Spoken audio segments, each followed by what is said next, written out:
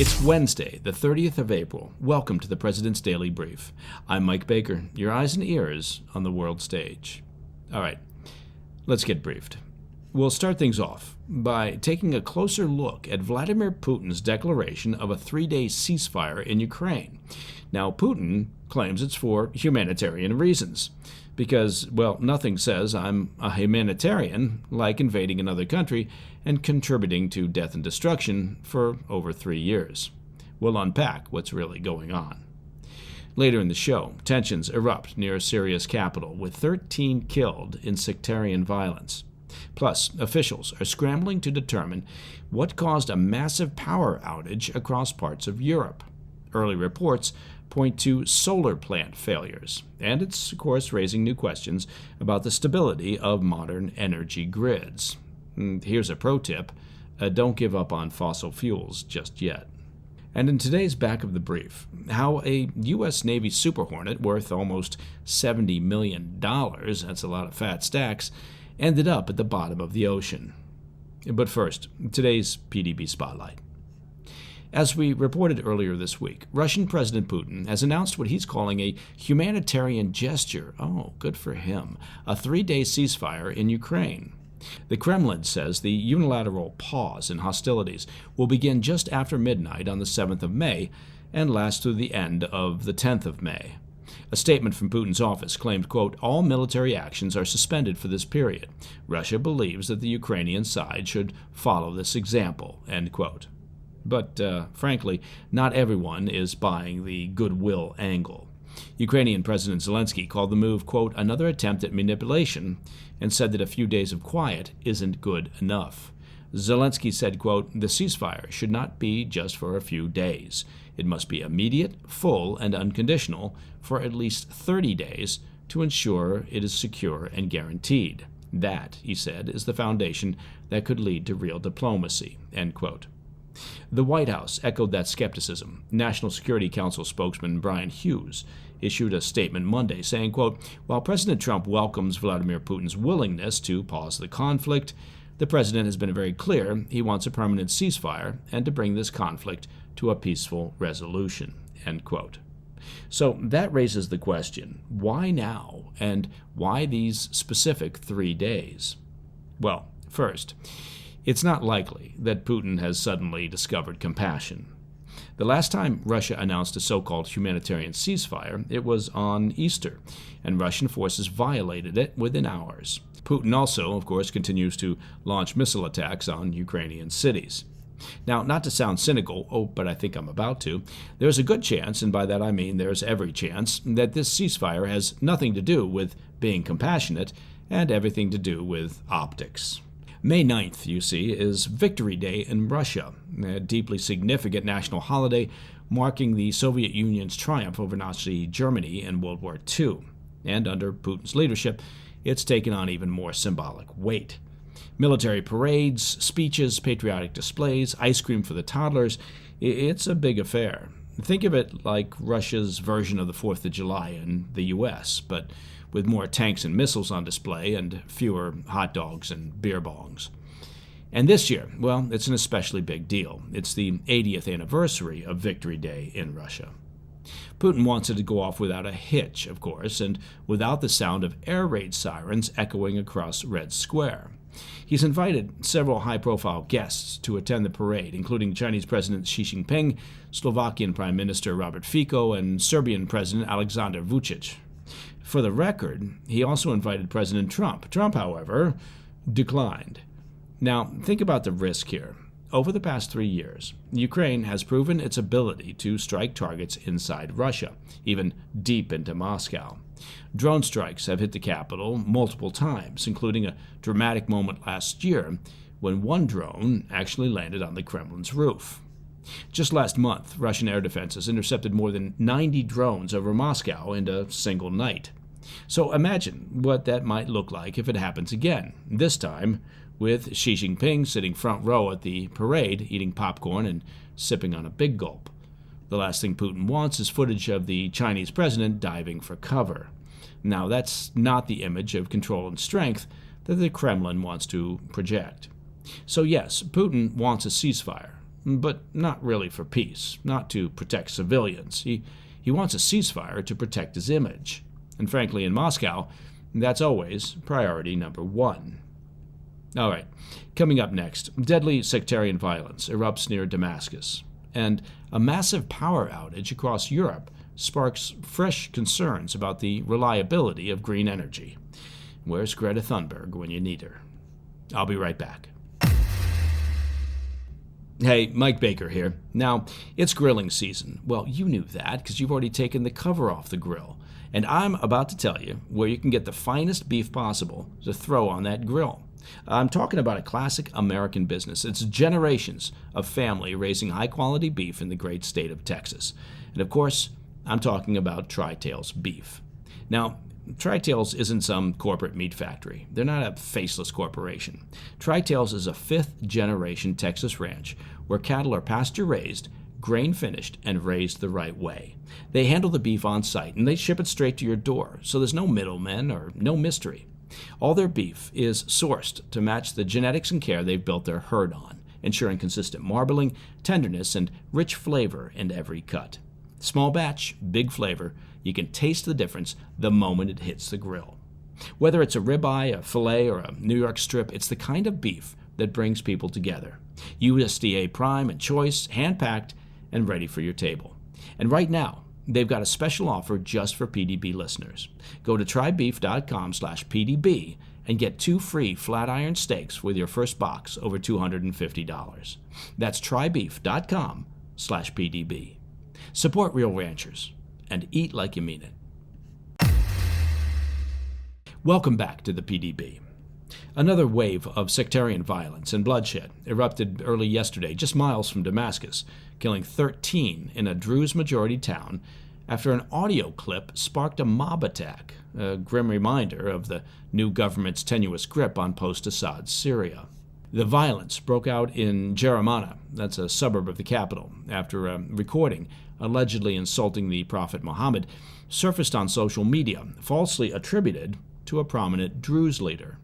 The inflammatory clip triggered a wave of anger in nearby Sunni-majority towns, including Maliyah, where armed men quickly mobilized and stormed Jeramana overnight, according to local officials.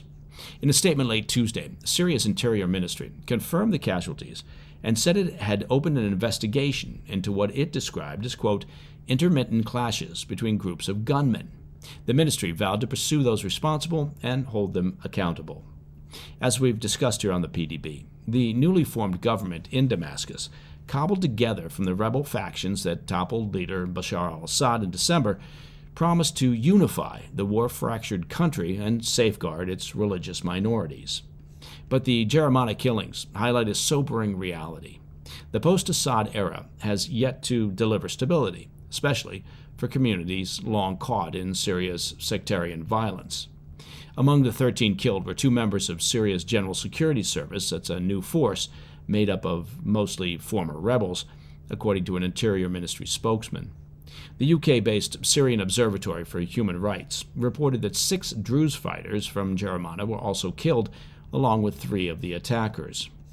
The Druze community in Jeramana swiftly condemned the violence and the doctored audio message, calling it a malicious fabrication, quote, meant to incite sedition and sow division among the people of the same nation. Marwan Kiwan, the Druze leader falsely linked to the recording, posted a video denying any connection to the inflammatory message. He stated, quote, I categorically deny that the audio was made by me, adding, quote, whoever made it is an evil man who wants to incite strife between components of the Syrian people. The Jeramana attack is the latest in a string of sectarian flashpoints since Assad's ouster. As PDB listeners may remember from last month, brutal clashes between Assad loyalists from the Alawite community and the new government's security forces in the coastal governorates of Tartus and Latakia spiraled into mass vigilante killings, leaving hundreds dead. Although Syria's 14-year civil war is officially over, the country remains carved into fragile zones of influence. The Druze, an Arab minority whose religion branched out from Islam, have largely armed themselves throughout the conflict to defend against jihadist factions. The Interior Ministry says it's investigating the source of the forged audio and has appealed for calm. but many fear the damage is already done. With sectarian wounds still raw and trust in the new government low, Jereman may not be the last flashpoint, but rather the latest reminder that Syria's long-awaited peace, remains fractured and dangerously combustible. Okay, turning to Europe. A massive power outage plunged Spain and Portugal into chaos earlier this week, halting public transport, freezing financial systems, and sending city streets into darkness in one of the continent's most widespread energy collapses in decades. Initially blamed on solar plant breakdowns in Spain, the blackout triggered a national emergency declaration, shuttered critical infrastructure, and reignited long-standing fears over the fragility of Europe's vastly interconnected energy grid. But turnaround, was quick. By sunrise Tuesday, more than 99% of Spain's power supply had been restored, according to Red Eléctrica, the country's national electricity operator. Portugal's grid agency, REN, said all 89 substations were back online by late Monday night, bringing power back to over 6 million customers. So, you ask, what exactly happened? Well, a fine question. According to Red Eléctrica, 2 separate power generation failures, likely involving solar plants, destabilized the Spanish grid and ruptured its energy connection with France via the Pyrenees. Reuters, citing unnamed officials, reported that both breakdowns occurred in southwestern Spain, though investigations remain ongoing. REN, Portugal's grid operator, offered a different diagnosis. It pointed to a, quote, rare atmospheric phenomena, claiming extreme temperature swings had triggered anomalous oscillations in high-voltage transmission lines. Of course, a disruption known in energy circles as induced atmospheric vibration. Of course, induced atmospheric vibration. That, of course, was my first thought when the lights went out. Spain's weather agency wasn't convinced. In a statement Tuesday, it flatly stated that no abnormal temperature swings or atmospheric anomalies were recorded. That contradiction hasn't helped calm nerves. The financial toll of the blackout across the Iberian Peninsula is still being tallied, but according to investment bank RBC, the economic impact could range anywhere from $2.5 billion to over $5 billion. In Spain, some 35,000 passengers were rescued from halted metro cars and stranded trains. Footage from Madrid and Barcelona, some people say Barcelona, showed swarms of commuters evacuating blackened subway tunnels. Parliament also went dark, but nobody noticed. Okay, I'm kidding. Of course, folks would notice if Parliament went dark. The sheer loss of hot air would alarm people. Lisbon wasn't spared. Traffic lights blinked out, subways stalled, and emergency services scrambled to maintain order as confusion gripped the capital. A joint emergency cabinet session between Madrid and Lisbon was convened to manage the fallout. In a televised address Monday night, Spanish Prime Minister Pedro Sánchez acknowledged the unprecedented nature of the event, stating, quote, "We have never had a complete collapse of the system," and he pledged full investigation. Sánchez confirmed Spain's top criminal court had opened an inquiry into whether a, quote, computer sabotage incident triggered the collapse. He also said he had discussed the matter with NATO Secretary General Mark Rutte, citing potential security implications. Portugal's Prime Minister, Luís Montenegro, tried to tamp down fears, insisting there was, quote, no indication of a cyber attack. But rumors of intentional sabotage were already reverberating across social media. I want to point out that this wasn't Europe's first blackout of this scale. Back in 2003, a hydroelectric malfunction between Italy and Switzerland plunged the Italian peninsula into darkness for about 12 hours. And in 2006, an overloaded German line caused rolling blackouts from Western Europe all the way to North Africa. And now, 2 decades later, Europe is facing the same vulnerabilities. The full cause of Monday's outage, well, it remains murky, but what's clear is that the continent's power infrastructure is no more resilient today than it was all the way back in 2003. In an era of hybrid warfare and digital disruption, that fragility is starting to look less like a technical oversight and more like a strategic liability. All right, coming up next in the back of the brief, a $70 million fighter jet falls off the deck of a carrier and is lost at sea. Well, I'm sure it was insured. We'll tell you what we know about the incident aboard the USS Harry Truman next. Hey, Mike Baker here. Well, you've heard about tariffs, and you've heard about the trade wars, and you know that those things have really thrown the global economy into some chaos. Potential widespread inflation tied to massive supply chain disruptions, it's all weighing heavily on all of us. But I'm here to tell you there's a silver lining that most people may have missed. And not just silver, it's also gold in there somewhere. President Trump specifically exempted gold and silver bullion from the sweeping tariffs. And while these new policies are triggering some significant financial chaos, the administration preserved your ability to diversify into precious metals. So, if you're concerned about your savings, I encourage you to have a free consultation with a Birch Gold precious metals specialist. It's very easy. Just text PDB to 989-898 and receive your free, no-obligation information kit on gold. Learn how to hold gold and silver in a tax-sheltered account. Birch Gold will help you convert an existing IRA or 401k into a gold IRA with no money out of pocket. Find out why so many Americans trust Birch Gold to protect their savings with gold. With an A+ rating with the Better Business Bureau and thousands of thankful customers, just text PDB to the number 989-898. Again, text PDB to 989-898 to claim your free information kit right now. In today's back of the brief, a U.S. Navy FA-18 Super Hornet fell into the Red Sea. The almost $70 million aircraft was being towed on the deck of the carrier USS Harry Truman when a sudden evasive turn by the ship to dodge incoming fire from Yemen's Houthi rebels caused the plane and its towing vehicle to fall into the sea. The mishap unfolded as the Iran-backed terror group claimed on Monday to have launched a missile and drone attack toward the Truman, prompting the carrier to veer sharply, hard enough, officials said, to destabilize the fighter jet as it was being moved across the hangar bay. The tow crew lost control, and the jet, valued at some $70 million, actually more if it was equipped with cup holders and floor mats, careened overboard. A sailor stationed inside the cockpit, which is standard protocol during towing, managed to jump free just before the Super Hornet went into the water.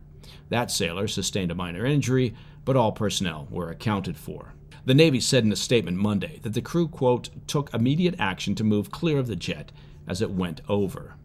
The exact details of the turn that the Truman made to avoid the Houthi fire have not been released, but photos of the Defense Department's website show just how dramatically Nimitz-class carriers like the Truman can list during high-speed evasive maneuvers, sometimes destabilizing operations on deck. Still, the Navy was quick to stress that the USS Harry Truman Carrier Strike Group and its air wing remain, quote, fully mission capable. As we've covered here on the PDB, the Truman is deployed to the Red Sea as part of the Trump administration's expanded military campaign against the Houthis, designed to secure commercial shipping routes and eliminate the Iran-backed terror group's ability to menace maritime traffic. That escalation began after the Houthis declared solidarity with Hamas's 7 October 2023 attacks on Israel, and they turned their sights on vessels headed for Israeli ports. When the U.S. Navy stepped in to shield merchant ships, the terrorists responded by targeting American warships directly. In recent weeks, the Trump administration has intensified airstrikes on Houthi targets inside Yemen, strikes that have drawn fresh retaliatory threats from the terror group. And that, my friends, is the President's Daily Brief for Wednesday, the 30th of April. If you have any questions or comments, please reach out to me at pdb@thefirsttv.com. And remember to check out our not yet award-winning but still highly entertaining YouTube channel, which you can find by going to @President's Daily Brief. Now help us to get to 100,000 subscribers on YouTube. We're very close, at which point we'll engage in a variety of celebratory shenanigans and hijinks, including a live stream that you won't want to miss. I'm Mike Baker, and I'll be back later today with the PDB Afternoon Bulletin. Until then, stay informed, stay safe, stay cool. Hey, thanks for tuning in. If you enjoyed this video, don't forget to hit that like button and leave a comment, a really positive, nice, and kind comment. That would be appreciated. And if you're not already subscribed to our channel, make sure to subscribe and turn on notifications so you don't miss any of our daily updates.